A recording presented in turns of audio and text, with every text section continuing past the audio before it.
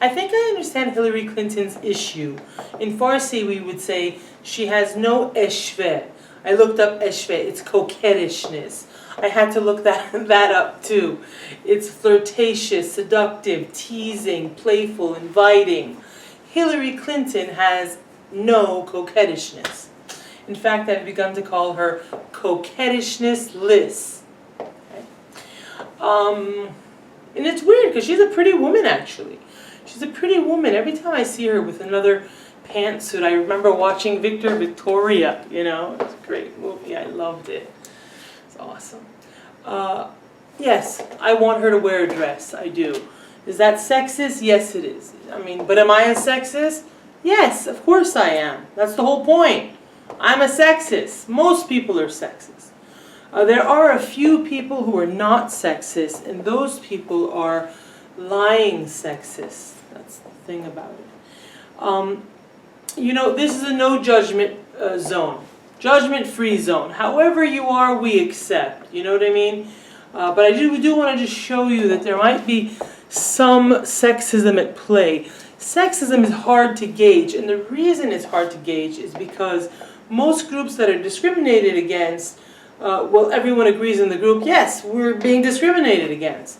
But with women, women are taught to be as sexist as men are, right? It's just how we were raised, the stereotypes, we all believe them, and you know, if a woman shows up and she's not exactly that stereotype, well, we will demonize her ourselves. I think half the time we don't even realize we're doing it as women. Quote, I think women go through a magnifying glass that men do not. Look at Trump. Talk about braggadocio. Talk about arrogance. Talk about shouting. Talk about demeaning. Talk about insulting. It's all there. Is that a fair point, Kennedy, that they're making? But does it apply, I would say, to Hillary Clinton in this context? It was a fair point in 1978. It really was. I think you're dealing with a post-feminist era, you know, and I have to hand it to a lot of these women, a lot of these career politicians who have been at it for decades. It has been a slog for them, and they've had to break certain ceilings. But you know, at some point, it's no longer free to be you and me, and we have to live in the here and now. Running for president is tough. It probably is the most painful, brutal examination and thorough that one can subject themselves to. Having said that, stop complaining about your gender. You know, a friend of mine who's a female surgeon says women have to work twice as hard for half the credit, and I think that makes you a better person. If you're working that much harder to break through, then you're probably a better candidate. If you're sitting around having your surrogates complain for you, why on God's earth would anyone want to elect you for public office? Well, if we're working twice as hard for half the credit, then we don't live in a postmodern feminist world. Hillary Clinton is the exact woman we've been taught to hate. She's bossy, she's loud, she's power hungry, she's demanding, right? By the way, that's a description of a president, right? Greedy, power hungry, that's half the fun with Trump. But now he's going to take all that greed, all that stuff, and he's going to give it to you. That's the whole point, right? What a gentleman.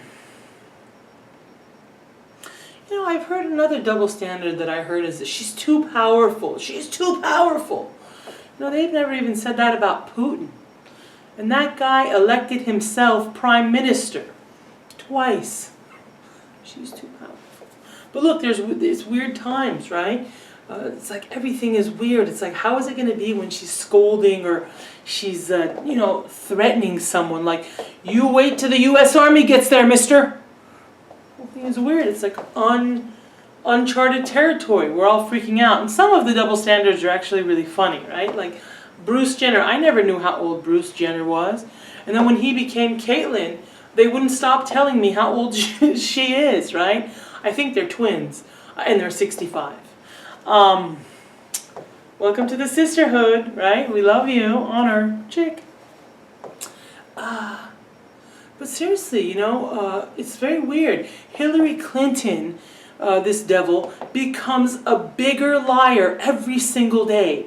I mean, every single day, her liarism is like off the chart. She's like a balloon with this lying, you know?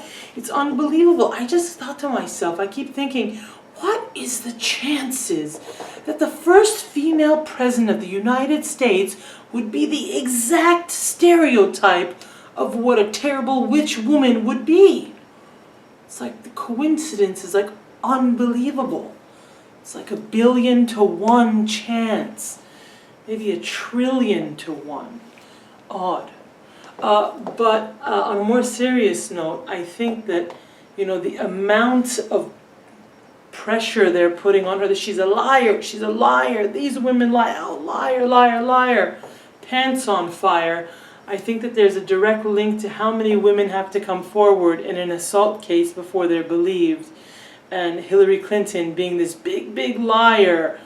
And then, again, when a gal won't come forward on a campus after she's been assaulted because she is embarrassed to not be believed. This theme of women being a liar is in every country on earth.